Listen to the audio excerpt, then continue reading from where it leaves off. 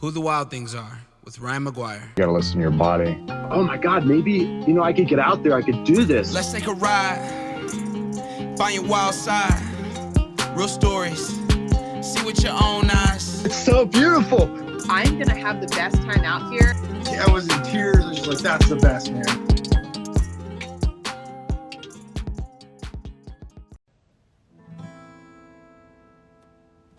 Oh, sorry, I didn't see you there.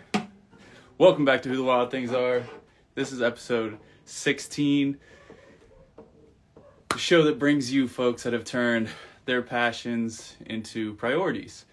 And we have an awesome example of that today. First, I'd just like to say, I feel like there's a lot of,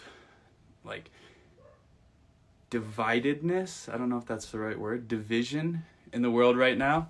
And this is just a friendly reminder that we're all here just to show love. Hopefully the show can be kind of a beacon of light for that. So, this is your friendly reminder. Text your mom, text your friend you haven't seen in a while, your second grade teacher. Tell them you love them, tell them you appreciate them. And yeah, that's all I got to say about that. So, today we have an excellent example of turning your passion into a priority. If you are kind of like everyone else that's wondering what is going on with this digital nomad thing, these people that are traveling the world full time and staying connected digitally and just living life, sort of like the van life episode we had with Quinn 2 weeks ago. We have a very similar thing going on today with Mike Barr. He's a photographer, he's a rock climber, he's a martial arts enthusiast, but he's living and traveling the world from his motorcycle. So I think he's got an excellent story to share with everyone, and we're going to get him in here. I think he might be somewhere crazy right now. Hey, buddy, what's going on? Dude, good to see you. Great to see you, man. Great to really meet you, actually. I know we spoke on the phone the other day, but this is good, face to face. Yeah, this is the real deal. Well, the real deal for a nomad, at least. Seriously. Nah, I'm going to have to apologize. I tried to find the quietest spot I could, which just so happened to be a public park right off the main road out here. So there's a little bit of background noise. I apologize. Oh, we'll stand by you, man. It's absolutely no worries. I appreciate it, dude. As long as you keep that smile, we'll be good to hang out all night. I try. So where are you at right now? Are you in California or? Yeah, I'm sitting at a town park up in Apple Valley. I was just in Joshua Tree for like 2 weeks, and kind of started fleeing north this afternoon. Nice. Were you doing some rock climbing in Joshua Tree or? Yeah, just getting in as much climbing as possible and really just kind of like enjoying the warm weather. That was the big one. Right, because you're originally from the East Coast. Is that right? Yeah, so I grew up in New York. Basically grew up like an hour outside of Manhattan. Family moved. I was born in Florida. Family moved up there when I was like 2, so lived there my whole life. And lived there until I left on this trip back in September, because I knew I was not going to do another Northeast winter. Yeah, I can't blame you there. That's a tough spot to be in the winter. Did you learn to climb up when you were in New York, or is climbing something that's happened more recently? Yeah, so I started climbing. I've always been interested in rock climbing. I remember even as a kid, I was a big scrambler. Lived in my family kind of lived in a wooded area, so there was just boulders strewn about all over, and I was always kind of scrambling on them. But I didn't start climbing until I was in college. I was an RA my sophomore year, and as RAs, we were able to kind of pick and choose our classes before everybody else.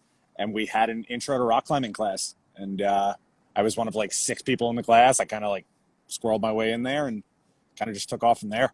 That's awesome, man. And Joshua Tree is such an epic place to climb. Oh, dude, it's incredible out there. It was my 3rd time out there.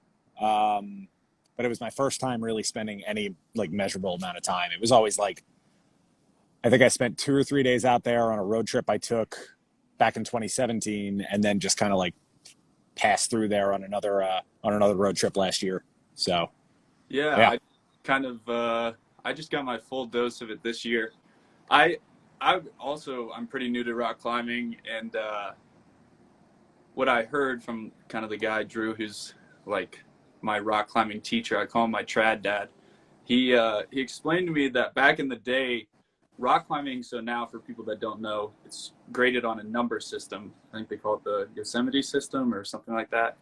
Yep. And it goes up to 5, from 5.6, 5.7, 5.8, 5.9, and it goes up really high. But back in the old days, when people were climbing in Joshua Tree in the beginning, it was a closed system, so it stopped at 5.10. So a 5.8 in the old days, if it was written in the old days, is much harder than what a 5.8 would be today. So you have to be careful when you do Joshua Tree, because a 5.8 might be really, really hard. Yep. I learned that lesson the hard way. That was yeah. No, and actually interesting little piece of like just climbing history. That system, it's called the Yosemite decimal system. It started in Joshua Tree. Yeah. So like prior to that, there was no real standardized system of grading climbs, but it was John Long and John Backer and a couple of like the big, climbing stars of the 70s and the 80s. They were like, all right, we kind of got to figure out a good way to grade this. And basically these guys, they would climb in Joshua Tree during the winters, but then their main stomping ground was up in Yosemite, like 6 hours north of here. So they called it the Yosemite decimal system. Yeah. That's very interesting. That's a good fun fact. So it probably could have been the Joshua Tree decimal system. Very close. Doesn't roll off the tongue as easily. It's a lot of syllables. It really is. So Yeah. what does a week look like for a motorcycle nomad? Like what was your last week like? What's the order of operations every day you wake up? So the day-to-day stuff, it's very similar to like, I found that my day-to-day lifestyle is very similar to most like van lifers. Get up in a place like Joshua Tree where I was able to, because I was staying on some BLM land just north of there. I'm able to kind of like establish a home base for a little bit. Like I'm able to like take some stuff off my bike. I'm able to set up my tent. I can kind of have a place where I can leave my stuff and then go off and do things. So in Joshua Tree, it was really easy. I was, in the desert, I was cowboy camping a lot. So I didn't even really have a tent set up. I was just kind of like sleep. Real quick, for people that aren't familiar, explain cowboy camping versus like traditional camping. So traditional camping is, the traditional style of camping. You have a tent, you have a sleeping bag, you have all sorts of accoutrements to make your night as comfortable as possible. Cowboy camping, it's the bare minimum. It's a tarp thrown down next to my bike, my sleeping pad, and my sleeping bag. It's a much more low profile way of camping, and it's funny, like up until the last 6 weeks when I've been kind of hanging around the Southwest a little more and, on level flat desert land, I haven't really done a lot of it. Like I've done more in the last 2 weeks than I have in the previous like 6 months. But it's good because it's much more low profile. It's easy to get packed up in the morning. When I cowboy camp, I'm up and moving in 10 minutes, 5 minutes really. Whereas like, today I packed up my actual full camp that I've had set up for the past like 4 or 5 days. That took me an hour and a half just to kind of organize everything, get it put back on the bike. So yeah. So. Yeah, that's an interesting thing. And I was actually thinking about that was, you think of like van lifers or people that are doing a nomadic lifestyle as kind of minimalist because they can't have that much. You have taken that, 80 or 90 square feet that most people have down to like 4 square feet. Yeah, I think I did the math. I think it's down to 130 liters of storage. Wow. Yeah. So that's got to be a big life change for you, coming from living in a house to that. Was there like a big selection process of what can I take and what can I not take? Absolutely, 100%. And it's a process that I still, even 5 months later, what's today? Today's the 9th, right? I think today's the 9th. That's a good question. Yeah, I think regardless, like on the 10th, that's going to be 5 months on the road for me. And even 5 months in, I still have that conversation with myself all the time. I'm like, all right, what have I accrued that I can get rid of? And it's kind of a never ending process. But the good thing was, even back in New York, like I got really interested in minimalism about a year and a half ago, 2 years ago. And I just realized like, once you learn to kind of let go of, you know, this is going to sound really messed up, but like let go of sentimentality to a certain extent. You let go of like this consumerist attitude that I think it's easy to fall into when you're in a house. It really wasn't that bad, you know. It's actually made my life a lot easier. Yeah, I think it's a big relief when you take that step. I remember moving out of my apartment last time. I just made this giant box and I sent it to my friends and I just said, you guys go after it. I just sent them a huge box and I was like, I don't want it. I don't want to hear about it. Your guys's, and this is the stuff I'm going to have. And anything that's outside of right here, I don't own. And you know that. Yep. Absolutely. When I was moving out of my apartment, so right, basically the 3 years before I left New York, really the 4 years between when I graduated college and when I left on this trip, I was living with the same person, like just a friend of mine from high school. We were roommates together back in New York, and you know, the 6 months before I left was just this purge of selling the things I could get a little bit of cash for, and giving away everything else. And it's the amount of shit that I gave him. It was substantial. It was substantial. But again, it was great because it's like, especially on the bike, you're kind of limited to the things that only really add value to your life, you know? Yeah, and those things become way more important. Like they hold so much more value in your life. Yeah. And it was actually it helped. It made saving for this trip a lot easier too. You know, it was part of the reason I stopped buying as much. You know, a lot of people, I get asked this question all the time, like how did I save as much money as I did for this trip? Because you know, it was a long process. It took about three and a half years from when I decided I was gonna, you know, spend 2 or 3 years living off a motorcycle to pulling out of the driveway in New York.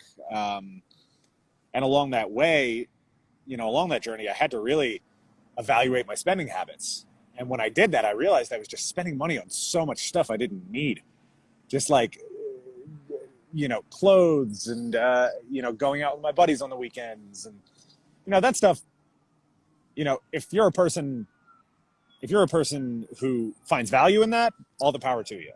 But I realized once I was able to kind of pare my spending down to, I got it down to 5 things, like outside of my living expenses. I was like, I remember the day I decided. I was like, all right, from here on, I'm only spending money on my photography gear, rock climbing, jiu-jitsu, my motorcycle, food. Yeah, that was about it. And like living. Yeah. So yeah, it's pretty awesome. It's pretty awesome when, you know, once you make that shift. So on the food thing, what has been your go-to? Because obviously you don't have a kitchen to cook out of. What's the food situation? I genuinely wish I could say, I really wish I could say like, oh, you know, I make most of my food, you know, and I go to like, I actually go to grocery stores all the time, which is true. You know, I'm pretty much in a grocery store every day, but I eat a silly amount of fast food, and it's an adjustment that I'm still trying to shift away from. Yeah, I mean, it's tough in your position, right? Because it would take like an inordinate amount of planning to be able to execute meals on a motorcycle. Yeah. I've eaten more Taco Bell in the last 5 months of my life than probably the last 4 years. What's the go-to order at Taco Bell? I'm a value menu guy, man. cheap and easy, cheap and filling. Calories per dollar. Calories per dollar. Right. But no, like, so it, you know, when I can, you know, I have like a cook set with me. I've got just like one of those little MSR like screw-on burners for the propane canisters, and I actually carry like a cast iron skillet with me that I use when I can actually make a fire and like cook over a fire.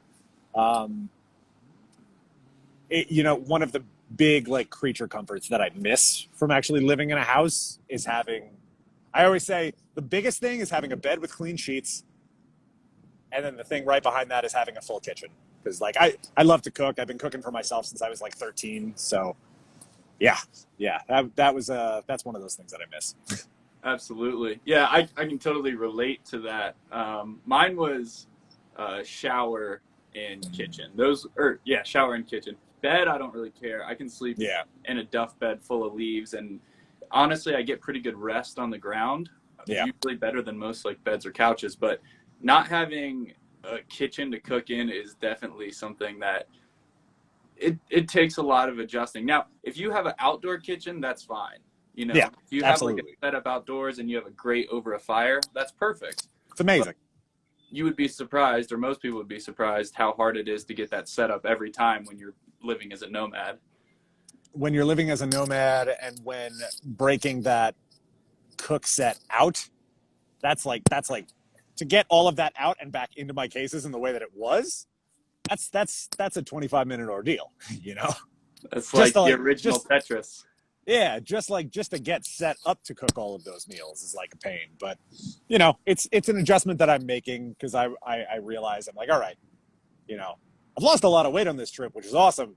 But I feel like it's more just because I'm not eating as much because of how much of a pain in the butt it is to actually cook for myself. Yeah, so I could understand that. And I think now it's, I think when you're on the road, maybe it's less like boredom eating because you're probably always busy doing something rather than sitting at home and just chowing down because you're just chilling. Absolutely. 100%. And it's funny. Over Christmas, I bought a new helmet because the old helmet that I had was the first helmet I ever bought. And it was on its way out. Needed a new one. And I went from like a full face fixed helmet to one of those modular ones that you can like fold the face up. And it's a lot easier to eat while on the bike at this point. I've had to like actually check my behaviors there. But yeah, no, you're absolutely right. It's actually funny. Like I never thought about it like that. There's definitely way less boredom eating because I'm like always kind of moving. Right. So run that back real quick. So you were just saying like you got to be careful about not eating on the bike, obviously, because bikes and cars have inherently dangerous properties. You're on a piece of metal flying through the air at crazy speeds. What did your family think, like danger-wise, when you're like, no, I'm going to do this not in a van, not in a school bus, not in a truck. I'm going to do it in a motorcycle. So I have been incredibly lucky that my entire family, for the most part, has been just all sorts of support. You know, my direct family, like my mom, dad, you know, I've got 3 brothers. So like the whole direct family has been amazing. They're just like, go live your life, you know. The motorcycle, like safety aspect of it, you know, my dad rides. My dad's a rider. So like he was certainly gung-ho about it. My mom's, my mom, she kind of accepted those dangers from my dad years ago. So it was a little easier. I think she's actually watching right now. Hi, Mom. Hi, Mom. Hi. I'll call you later. But yeah, they've all been very good. You know, my grandparents, you know, they were a little more wishy-washy about it.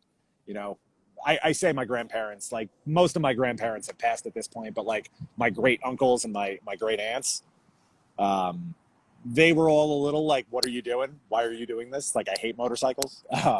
But yeah, everyone's been pretty good about it. Interesting story on day 1 of my trip. Like, so I left September 10th, right? I say day 1, it was really like day 4, but days 1 through 3 were at a wedding up in the Adirondacks, like upstate New York. So really like day 1 of the journey, like where I was just on the road, my dad, who was down in Oklahoma, got into a highway speeds motorcycle accident. Like day 1, like I'd been on the road for 4 hours at that point. You know, like I was riding through the Adirondacks. I was having a great day. And like, I was staying with a friend up in the Adirondacks that night. I called him, you know, I was like, hey, day's been great. What's going on? He was like, things are good down here. I'm going for a ride. I'll talk to you later. Click. I have dinner with my friends. My mom calls me back. She's like, hey, he's fine, but he got into a pretty serious accident on the highway. So like, that was an interesting moment, especially so early on. You know, it's one of those moments. I definitely had a moment where I was like, maybe not. Maybe this wasn't the best idea. But, you know, it's with the safety thing, it's a risk that you accept.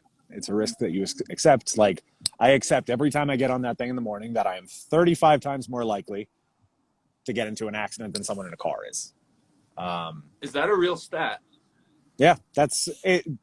I'm 99% sure that that's the accurate statistic, but you're like, every time you get on a motorcycle versus getting in a car, it's something like 30 to 35 times more likely to die wherever you're, like, on whatever trip you're going on.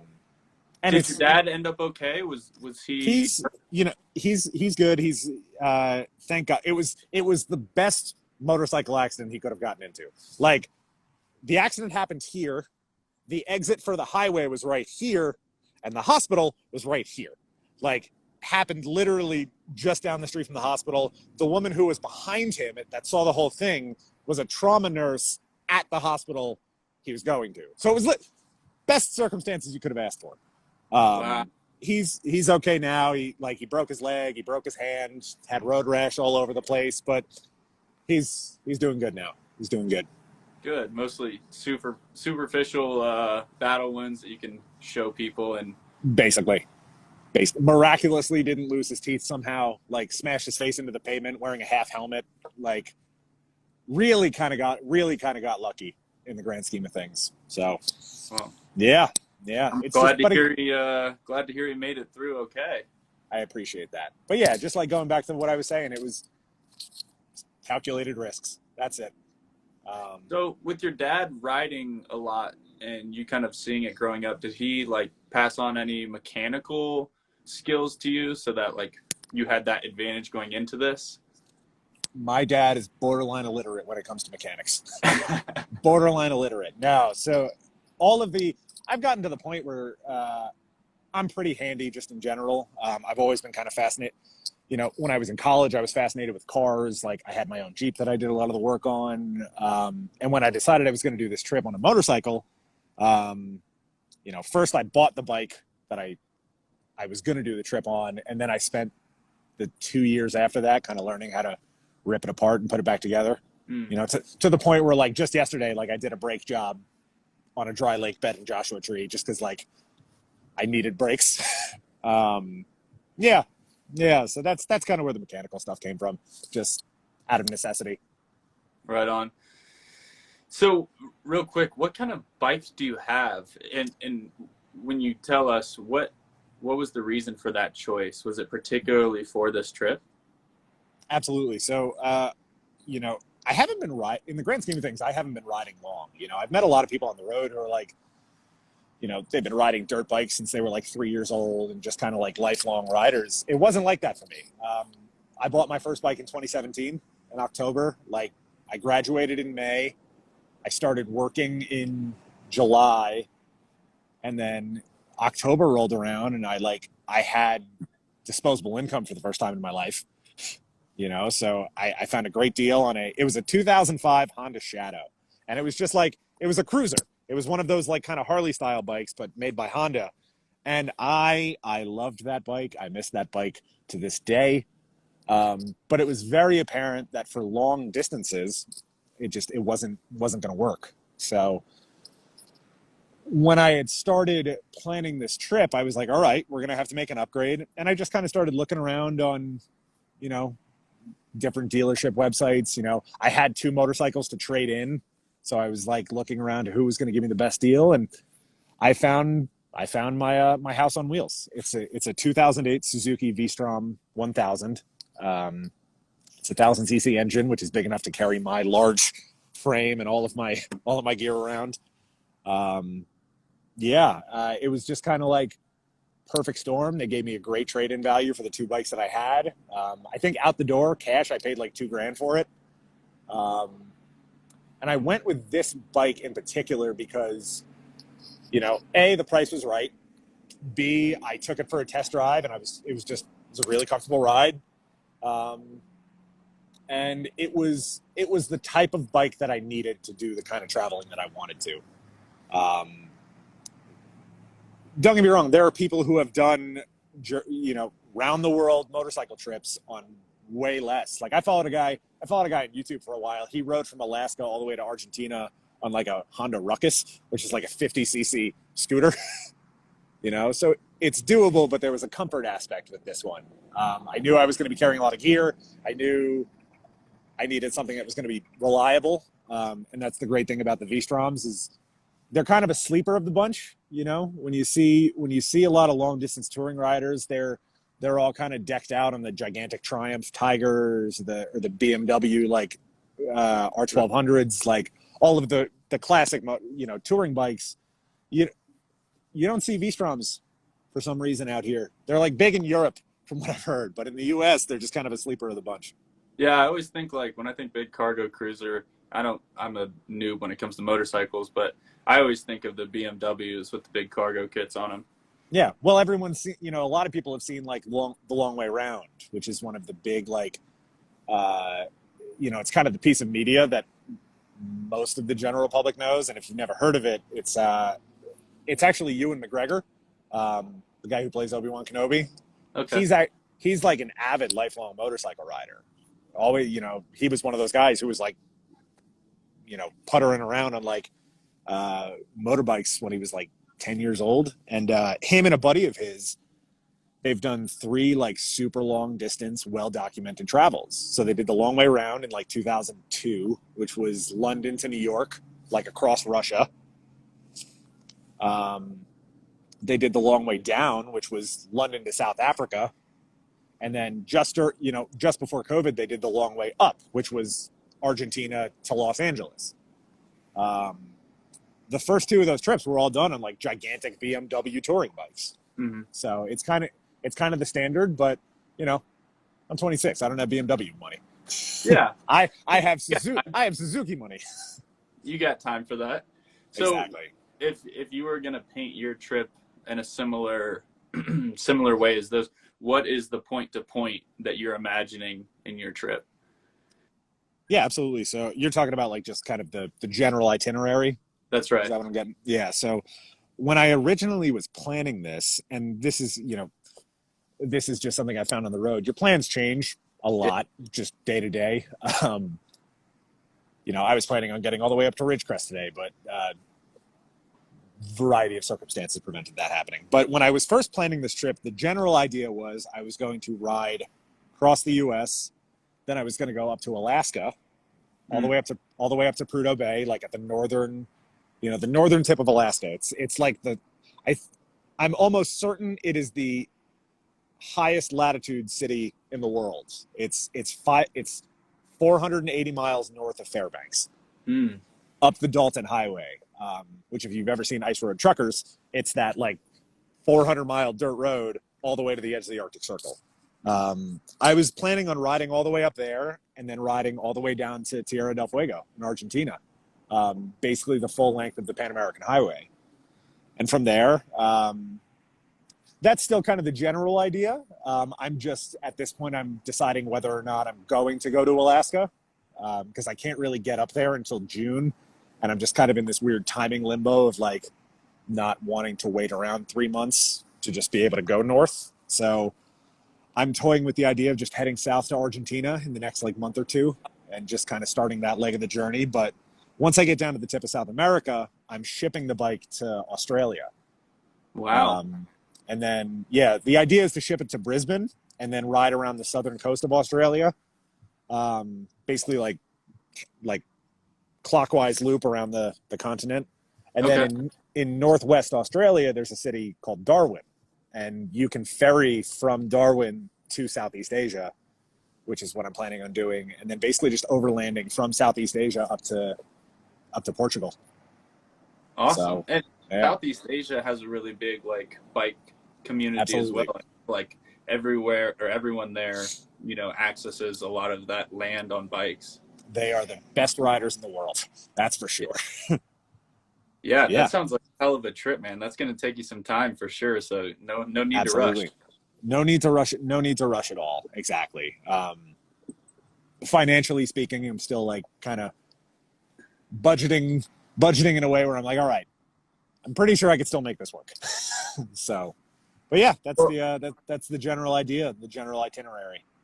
is your goal to like become Instagram famous and make money while you're doing this, like a lot of the other van lifers do? You, it's interesting. It's a good question because it's something that I think about a lot. Um, when I was planning this trip, it was kind of tough because I always wanted to advertise it more and really kind of build up to it. But it was hard because I still had a full-time job back in New York that I had to like, kind of dance around. I could, Like you a know, soft breakup with a significant other. exactly. I had to kind of keep it under wraps until I was ready to actually pull the trigger and make those moves. So I wasn't able to really build a following beforehand because I feel like a lot of people start advertising and building up their following beforehand and then they go. For me, I wasn't able to do that. So I was just like, all right, if it happens, it happens. If it doesn't, it doesn't. It was never the plan. It was never the plan. But, everyone I spoke to about it, they were like, oh, so you're going to become Instagram famous. So you're going to become an influencer. And I was like, maybe, hopefully, it'd be great to like make some money from social media while I'm doing this, just doing what I love. But if it happens, it happens. I've found it's been one of the harder parts of the trip in general is documenting it because I've been trying to document it in a way that doesn't detract from the experience. That's the biggest thing right there. It's the biggest thing right there. And it was like, I kind of had that, I kind of decided that was going to be the case watching Free Solo, right? Because there's that scene where they're sitting in Alex Honnold's van and he's like, I care more about doing it than it being filmed, And that's kind of what I've been working with. Like, I post when I can, nowhere near enough, that's for sure. I really should be posting more on my Instagrams, right? I have two. I have my main one and then I have my photography one. Okay. But, it's tough. It's tough when like I'm riding for, sun up to sundown, basically. Yeah. TikTok has actually been a lot easier to like post on. Funny enough, like that's kind of the app I've been more consistent on. It's been paying off. I think I shot up like 5,000 followers in the last week just from like one video. So yeah. But to answer your question, it's the kind of thing like if it happens, it happens. If it doesn't, it doesn't. Yeah. Please. For me, what I was seeing is like your background is naturally like in photography. So I feel like a lot of van lifers become photographers because of the lifestyle and because they want to like make good content. But you kind of have the edge of knowing about cameras and focal length and depth of field and Nikon versus Canon. You had that big learning curve before you got there. You didn't have to go through all that. 100%. And again, I am by no means like a phenomenal photographer. Like I would never claim to be one. Like there's a lot of people out there, and especially a lot of like travel influencers out there who I'm like, wow, that's pretty. Okay, all right, I see what these guys are doing. And I learn a lot from those people. But yeah, it helps. It helps for sure, especially when like it's a passion. I found a lot of with a lot of travel influencers, at least the ones that I've met on the road and I've spoken to extensively, like it's just kind of a part of their job and it's a part of their life. Whereas like photography for me, it's something I just enjoy doing. I enjoy it. I get fulfillment out of it. I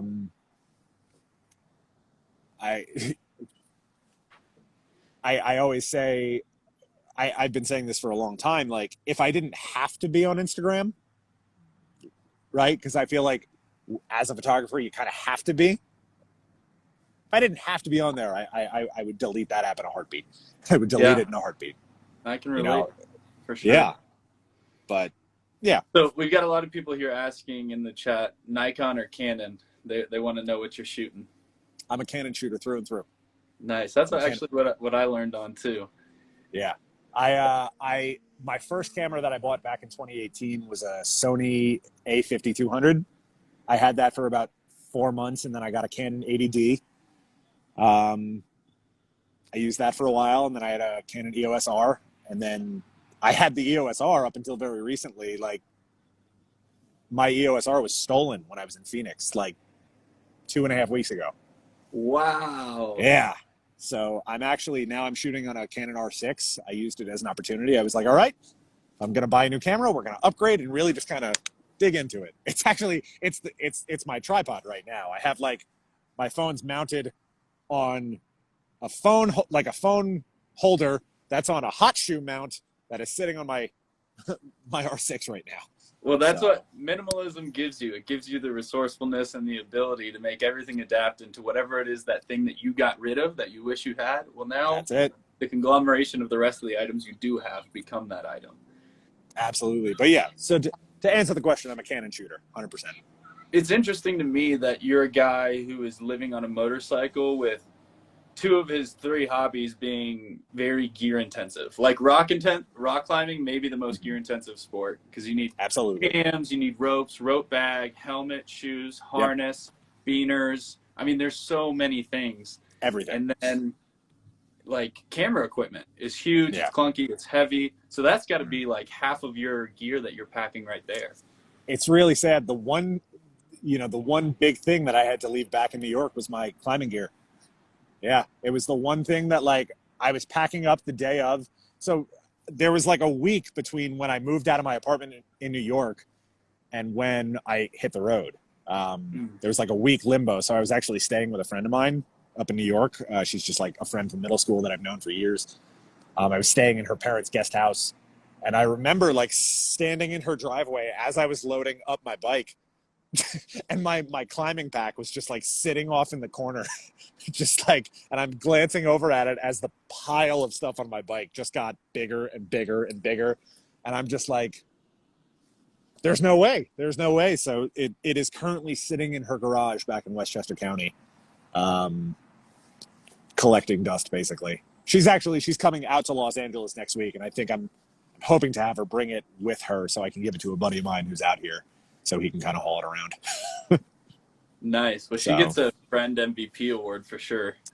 My friend Kendall's great. Like she's awesome. She's a climber.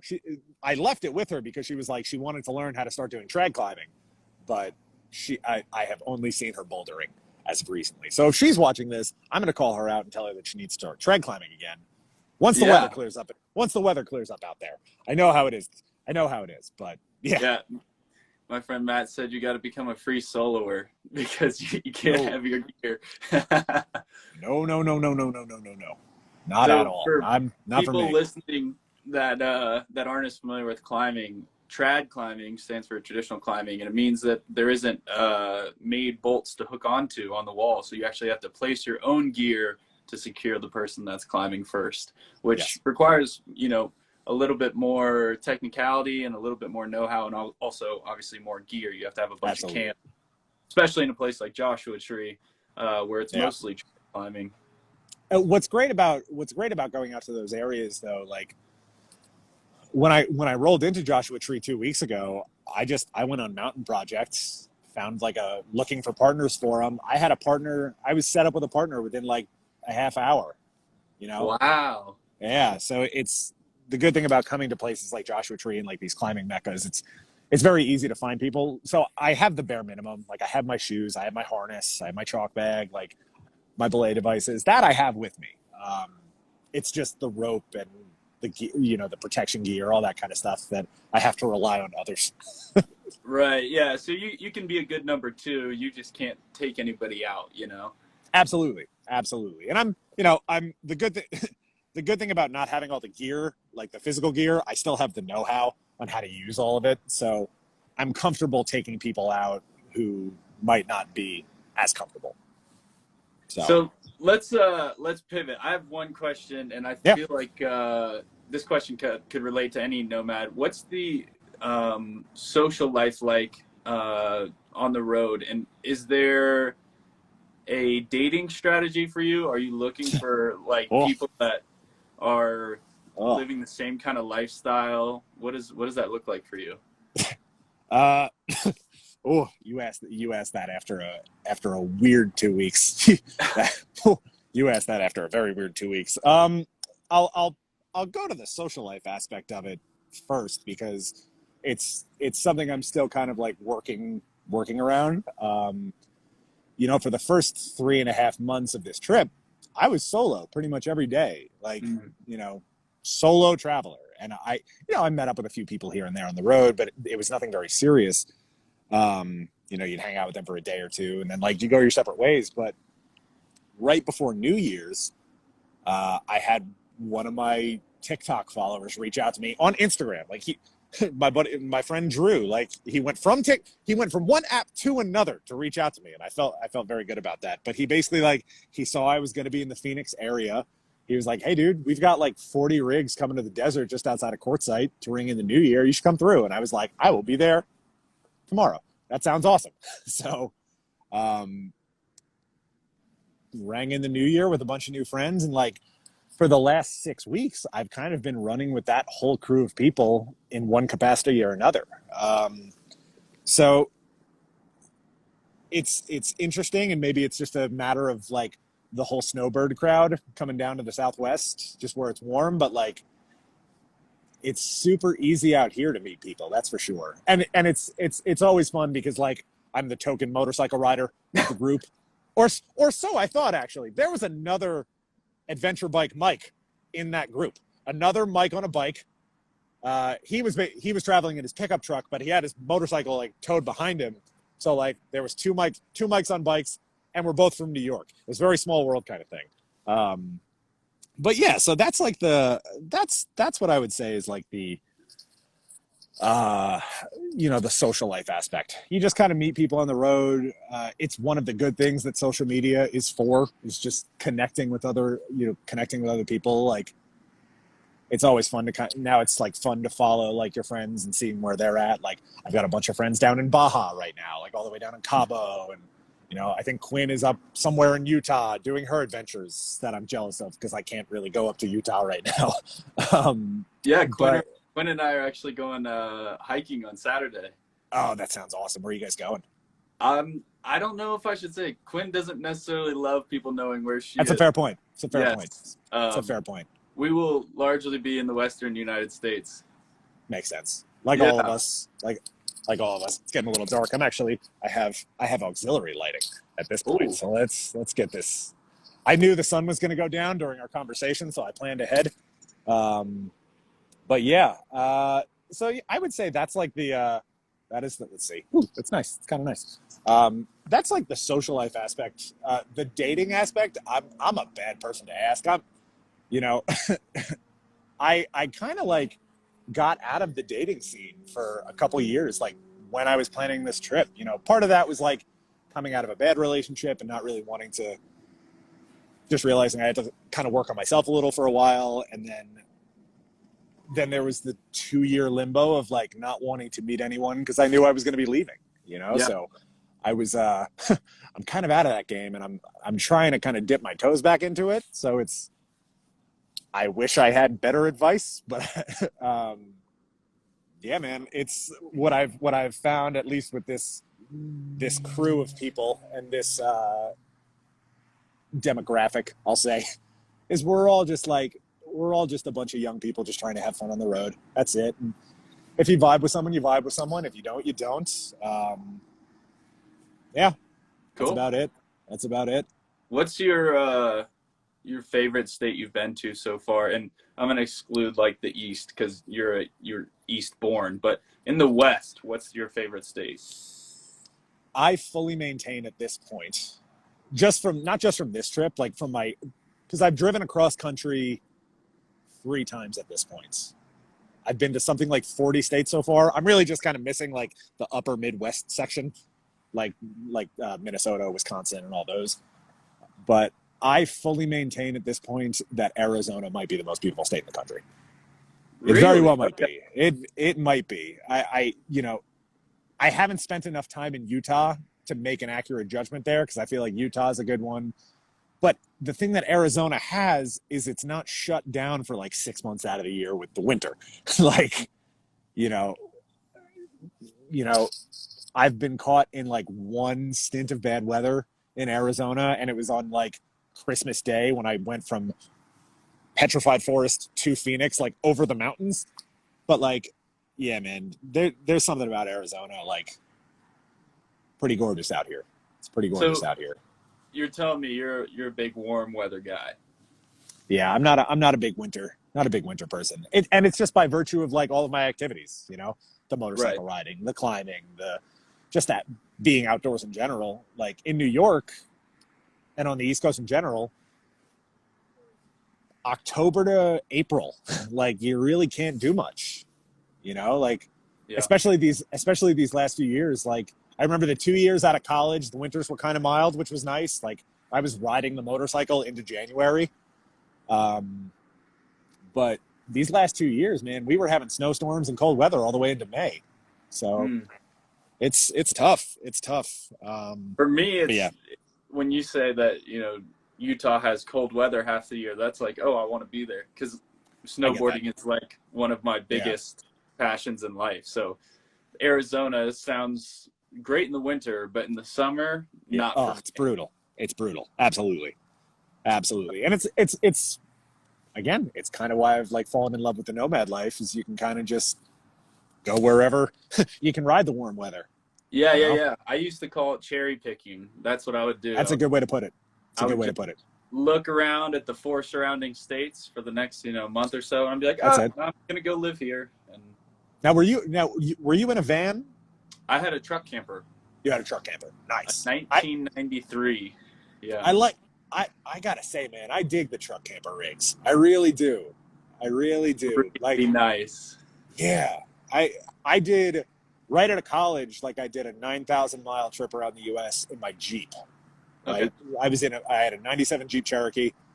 I'm pretty sure it ran better when I got back to New York than when I left.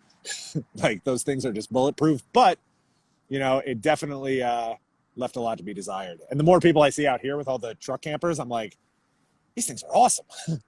Yeah, they are awesome. The price point is a lot better, at least for me. The fact that a lot of the stuff is prefabbed and then you can kind of customize it was a big deal for me. Wasn't a full build out. Yeah. And the number one reason I did it is because of the access. You can get to so many places in a 4x4 serious off-roading truck that you can't get to in a van or a school bus or really anything else. Like, it's hard to beat a 4x4 truck. Yeah, 100%. Like, and I've been like, I've been thinking about what my life's going to look like after I do the whole motorcycle aspect of this trip, because. And I've had this conversation with, it's an interesting conversation with van lifers in particular, because I feel it's kind of a taboo question to ask of like, how long are you going to do this? Because I feel like the thing that a lot of us ignore is like, there is kind of a temporary nature to what we're doing, which is a good thing. But I don't know, man, the more I see the schoolies out here, like I was just at Schoolie Palooza 2 weeks ago. And the more rigs I see out on the road, I'm like, oh, maybe there is like a long-term way to do this that isn't like super uncomfortable. Yeah, that's a good point. I don't think a lot of nomads want to talk about that. But ultimately I think when it gets hard is when people start talking about families. Then it starts becoming really difficult, because if you had a kid, raising a kid on the road would be really, really hard. I thought so. I thought so too. But then, like, at least in these last 2 or 3 weeks, I've run into a ton of people who are like raising their kids on the road. Awesome. Just over in Joshua Tree, like 50 yards away from where we were camped, there was a husband and wife and their 3 kids. They're just living out of their like 78 Airstream. That's epic. All 3 of the kids were born in the Airstream. Whoa. Yeah. These kids were insane, man. They were all born in the Airstream, never been to public schools, probably have more climbing knowledge than I'll ever have in my life. Like, they're little badasses. So I don't know, man. Maybe the future is like just going full nomad again, like with family and all. Who knows? Yeah, I mean, if that's the case, you gotta do even more to protect the public lands. I don't think a lot of people consider it a high priority, but we live in a very luxurious continent of lots of public land that other countries Absolutely. don't have. Yes, our public land has a lot of rules and regulations, but the sheer mass of how much public land we have is incredible. It's insane, and it's unfortunate that there's not more out on the East Coast. You know, that was an adjustment it's an adjustment that's actually allowed me to slow down a little bit, right? I remember going down the East Coast, so like I think I started heading west. So essentially my route was like I left from Westchester, just outside of the city. I went up to the Adirondacks, I cut across to Maine, and then I just kind of started riding down the coast until I got to Asheville, North Carolina, and then I cut west. And that probably would have been, I don't know, 2 weeks before Thanksgiving. So like I did the whole East Coast in about 6 weeks just by virtue of there not being much public land to like camp on for long terms. Whereas out here, I've stayed in the same like 200-mile radius for the last 6 weeks just because it's easy. It's easy to do. Why not? Yeah, I also have experienced something similar. I did Colorado, Utah, Arizona, Texas to Mexico, and I stayed in Mexico lived in the desert for like a month. And we were teaching skills courses down there. So when we were teaching the courses, we were doing it on private land that we knew the owner. We had permission to be there. So I get to stay there for a couple of weeks. But when you're in Texas and you're not on somebody's private land, there's nowhere to stay. It's 95% of the state is privately owned, and you can't just pull up and park like you're in Joshua Tree. Texas was tough. I was in Dallas for 2 weeks. I was there the week before Thanksgiving and the week after because my oldest brother and my sister-in-law and mother, they're all up in Dallas. But then like I left Dallas and like I headed south to Austin, and then I cut straight west from there. Like I went down to Big Bend, which was awesome. Big Bend is sick. Dude, I tell everybody, it's on this trip in particular, it's probably the area that surprised me the most. That's where I was down teaching a lot of classes this last year was Chihuahua Desert. Yep. It's gorgeous out. It's gorgeous. And what I love about it is like you're never going to end up there. You have to like intentionally go there. But yeah, since I went down there, man, anytime people ask for recommendations, I'm like, go to Big Bend. Like, go check it out. Make the trip. Yeah, I think West Texas blows a lot of people's minds because it looks nothing like what you had in mind for Texas. It's like huge mountains and canyons and all these weird animals that don't live anywhere else in the United States because they've been brought over privately and released, and now they're invasive. So there's like, audads and javelina. There's animals all over the place. Yeah, Texas Hill Country was gorgeous. I love driving through Texas Hill Country. It's a desolate, barren wasteland with no like facilities anywhere, but it was gorgeous. I almost ran out of gas twice. I didn't have cell service for I think 3 days. Like going through Hill Country. What's the biggest difference riding and doing that kind of stuff in a motorcycle rather than a car, like perspective wise? Absolutely. So I always default to Zen in the Art of Motorcycle Maintenance. Right. It's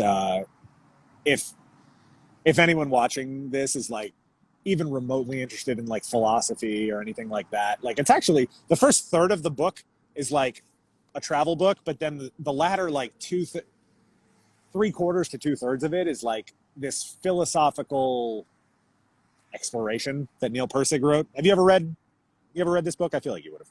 I have not, but it reminds me of On the Road by Jack Kerouac. Yeah, so it's similar generations. There's a stanza in the first chapter where Neil Persig describes riding on a motorcycle versus riding in a car, and I think it's just the perfect way to describe this. When you're driving in a car, right? When you're traveling on a road trip in a vehicle, the world is going by on a television screen, which is your windshields, right? You are just seeing things as you go by. Whereas when you're on a motorcycle, when I throw my visor up, you're in the scene.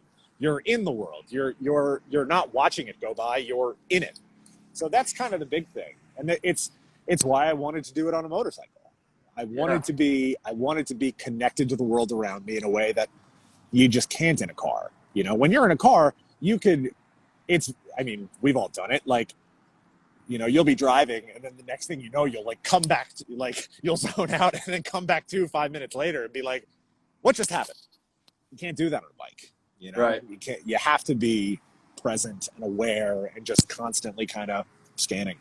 Yeah, that's how I feel about my trips when I've done it on foot. I do a lot of like adventure running or hiking, and you have to be, you're there the whole time rather than in a car. You're kind of just seeing the world go by you. You're seeing the world go by you. You're texting, you're drinking your coffee, you're thinking about anything other than driving. Yeah, Right? there's even a difference at the speed in which you travel. So like if you're in a, you know, a normal car and you're attacking a highway at 75, 85 miles per hour across the country. First, my truck literally, from in most of the West where there's hills, it could only go like 50 miles per hour.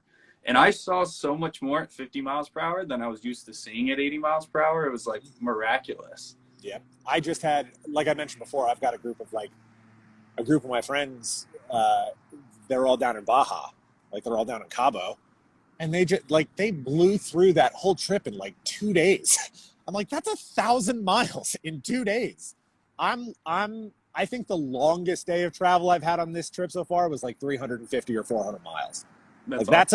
That's about my daily limit so far. Just because I do it mostly on the back roads. But yeah, it blows my mind how much slower you go. Try and turn on the avoid highways button. Always, every time. Yeah, every time. That's the best. I avoid highways like the plague, you know, and most of it is because like just you see more when you get off the highways, right? But part of it is like a safety thing, you know. I feel inherently unsafe riding on the highways. You know, I'll do it. I've done it, you know. Especially when I'm really trying to get miles under the tires and really kind of like get to a location, but I avoid it if at all possible. Have you ever been to Devil's Backbone in southern Utah? I haven't. That sounds awesome. It's very famous for motorcyclists, I know, but I've just driven it and ran it, and it's like super thin, and on both sides it's just a complete like drop off into two canyons, and it just that's sick. Crooks through the desert in southern Utah. It's really sick. I wanted to remind you of that. It's got to be out near like Zion or Monument Valley, like out in that area, right? So it's Escalante, so it would be like between Bryce and Capitol Reef. Got it. Okay. Yeah, just east of Bryce. I'm hoping to get up to Utah soon, because I like right now. So I'm heading out towards. I'm either going to Death Valley or I'm going to Monterey, one or the other. Like my little brother, he's stationed up in Monterey right now. He's at one of the Army bases out there. So I haven't seen him since he shipped off in May last year. So I'm trying to go see him soon. But I'm hoping, like the way timing works, I'm hoping the weather starts to shift in Utah soon, because I would really like to go to like Zion and southern Utah and that whole area. The spring there is amazing. And Monterey, California also, especially like this time of the year, is really nice because it's so temperate on the West Coast. It doesn't really get cold there. I'm so excited to go. It just seems like camping out there is a nightmare and a half. Like I was looking, so this is probably a good thing to address, is like how to find campsites. Right. There's been some sketchy campsites at this point, more just in the sense of like, probably shouldn't have camped there. Like, you know, you tuck yourself into a corner in a town park and you throw your tent down for a couple hours, or, you know, I remember 10 days into the trip, I just slept on the side of like Route 1 up in Maine. Like that's how I rang my birthday in, because I could not for the life of me. It turns out in September in Maine, you can't find campsites anywhere at all. So like, I've had a couple cowboy camp nights like that, but it seems like out in Monterey, there's just nothing. Like I was looking on freecampsites.net. I was looking on Free Roam. I was looking on The Dirt. I looked everywhere. So I'm like I want to go see him, but I'm like trying to figure out how logistically it's going to work. Yeah, a lot of the places there you have to pay for. They're like established campsites, but like the whole Big Which, Sur area and Highway 1, yeah, there's definitely places to camp, but yeah. you got to pay for them and you got to pay California prices a lot of the time. Which that I don't even mind too bad. Frankly, the California prices for those campsites is nothing compared to out east. Like Really? I remember going up coastal Maine up to Acadia. There were like tent sites for like $60 or $70 a night. No thanks. I think I've paid once. Yeah. I I just try to I have avoid it. I avoided. I'm right there with you. I avoid it as much as possible.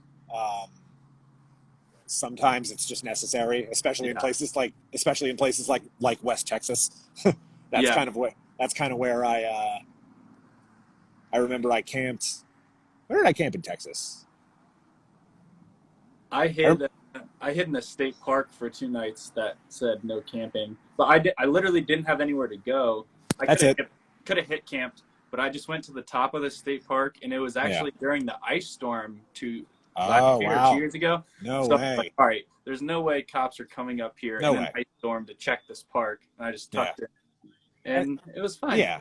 I I don't know I don't know if this is like popular among van lifers, but like, you know, at least because there's a pretty sizable community of like long distance motorcycle riders who, you know, there's a good amount of us, and the adage we usually go by is arrive late and leave as early as possible. Yeah. Like, no one's gonna bother you if they don't know you're there. So just like pull in late, pack up before like the sun like gets too high, just get going. That's a good point. Yeah. What about the shower situation? Are you doing the Planet Fitness thing? Planet Fitness. Yeah, Planet Fitness and showering as much as I can, but you know, if you go a week or 10 days, it is what it is. It is what it is. I remember trying to think. I've taken my fair share of like baby wipe showers at this point. That's for sure. I remember up in Acadia, I was staying at a jiu-jitsu school up in Acadia for like 4 days.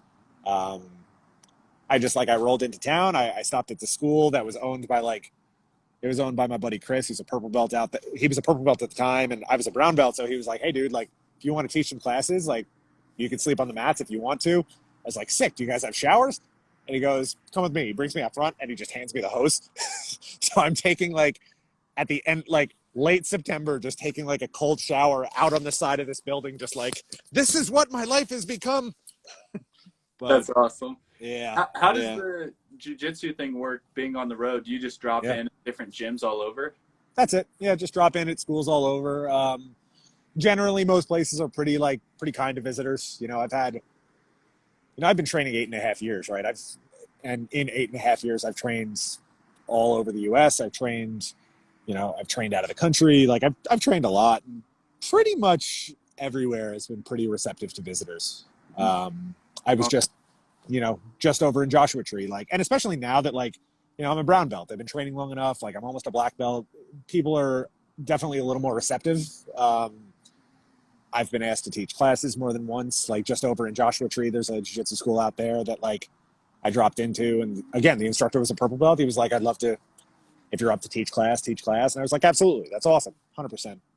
So how do you, I never like really trained jiu-jitsu. I learned a lot of jiu-jitsu to defend myself from older brothers, but I've never had any sort of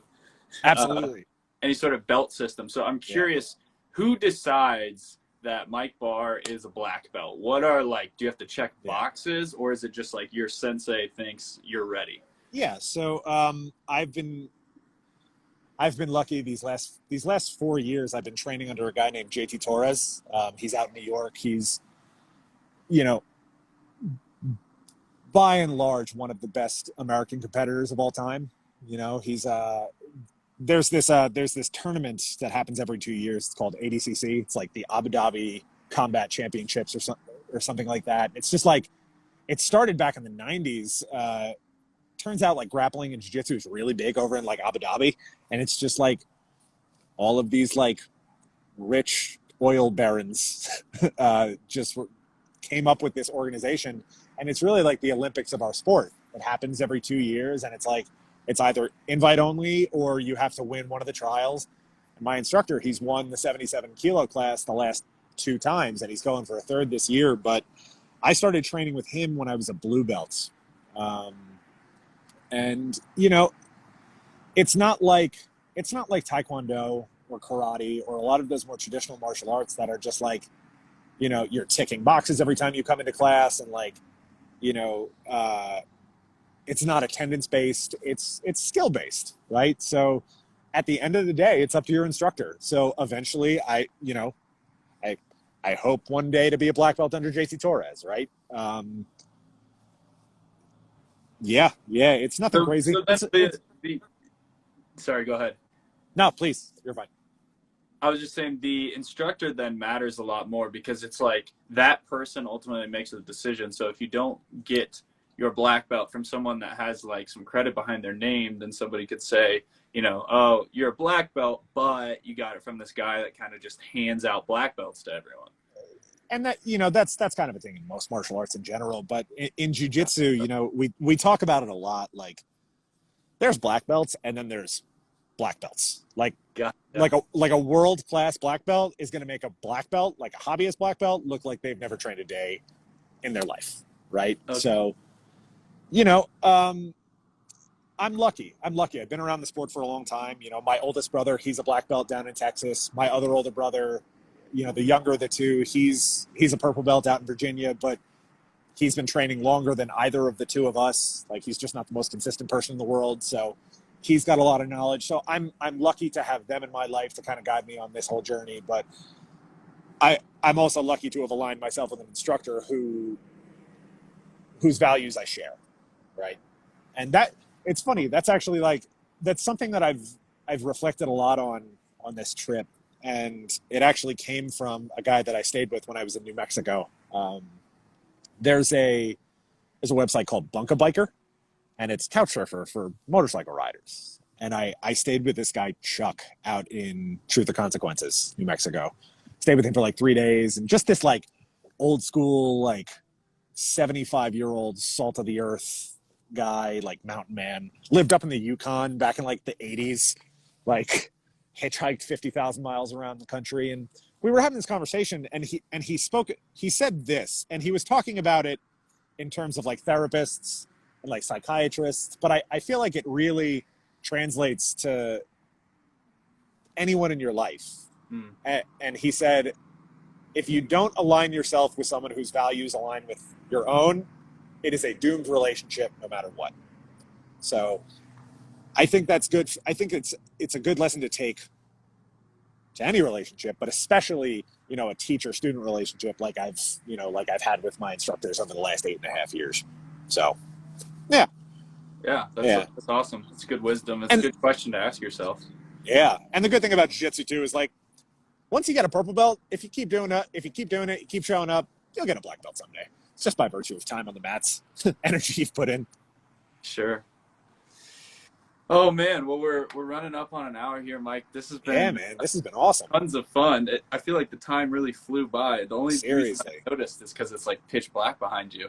It's getting dark. Beautiful. And I got a beautiful like blue hour going on over the mountains over here. Yeah, I'm probably still gonna go like sit in a Starbucks for an hour before going to find a place to sleep for the night. So, man, this has been great. Hope we can do it again sometime. You know, this was awesome. Had a really good conversation. Yeah, me too. And I'm really stoked to like follow along with your journey and see how this whole thing develops. It'll be really cool to watch it. I appreciate it, dude. Thank you so much. Yeah, absolutely. You are definitely a wild dude. Stay safe on the road out there. And yeah, hopefully we can do this again soon. I appreciate it, Ryan. Thank you very much, man. All right, guys. Thanks for joining. See you guys later. Stay wild. Thanks for watching, guys. Take care.